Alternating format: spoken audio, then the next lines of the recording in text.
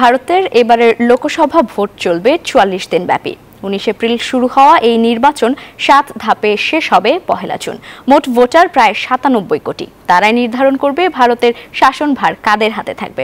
তবে এটি নির্ধারণে কেন ১.৫ মাস ব্যাপী ভোট তা জানতে কৌতূহলী অনেকেই। সময়ের সাথে পাল্লা দিয়ে বাড়ছে ভারতের জনসংখ্যা, সেই সঙ্গে দীর্ঘ হচ্ছে নির্বাচনের সময়ও। প্রায় ৯৭ কোটি ভোটার এবারে লোকসভা নির্বাচনে ভোট দেবেন। ফলে ভারতের এই নির্বাচন হতে যাচ্ছে বিশ্বের এই যাবৎকালের সবচেয়ে বড় নির্বাচন।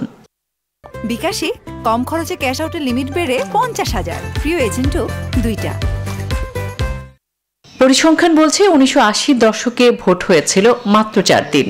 ২০১৯ সালে তা বেড়ে দাঁড়ায় ৩৯ দিনে, আর ২০২৪-এ এসে ভোট হচ্ছে ৪৪ দিন ব্যাপী।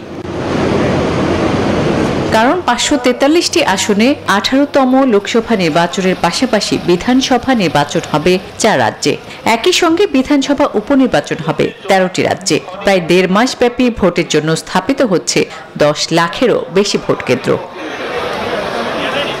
নির্বাচনকে সামনে রেখে বিপুল সংখ্যক কেন্দ্রীয় নিরাপত্তা বাহিনী মোতায়েন করতে হয়।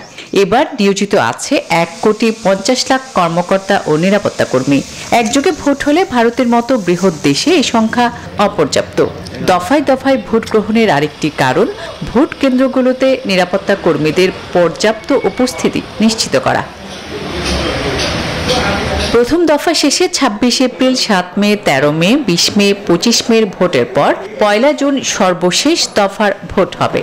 ফল ঘোষণা হবে আগামী ৪ জুন। আসমা তুলি, নিউজ 24।